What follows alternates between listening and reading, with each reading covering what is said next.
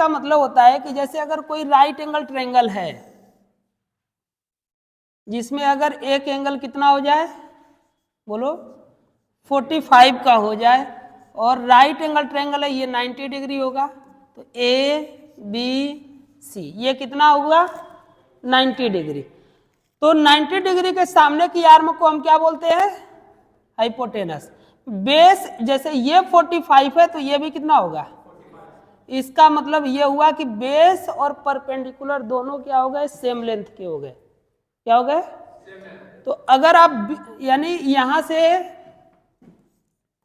A B जो है वो इक्वल हुआ किसके, बी सी के, और इसको हम क्या मान लेते हैं, ए मान लेते हैं। क्या मान लेते हैं, ए। तो बाय पाइथागोरस थ्योरम जो है, ठीक है, बाय पाइथागोरस थ्योरम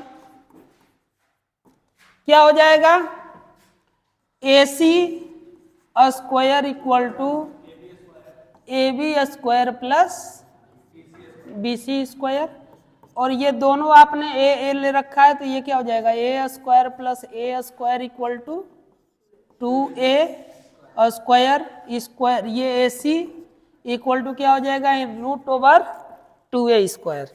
यहां से ए को आप बाहर निकालेंगे तो ये हो जाएगा ए रूट 2।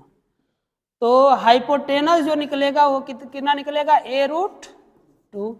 बेस भी कितना है, ए है, और ये भी कितना है, ए है। अब जिसकी भी वैल्यू फाइंड करनी है उसको हम इजिली क्या कर सकते हैं, फाइंड कर सकते हैं। जैसे मान लो आपको साइन 45 की वैल्यू फाइंड करनी है, तो अब जब ये भी 45 है ये भी 45 है, तो बेस किसी को भी ले सकते हैं, परपेंडिकुलर किसी को भी ले सकते हैं।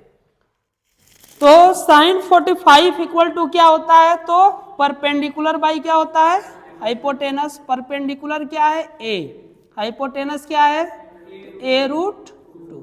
ए से ए क्या होगा, कैंसिल हो जाएगा, तो 1/√2 आ जाएगा। समझ रहे हैं, ये किसका वैल्यू आया, साइन 45 का वैल्यू आ गया।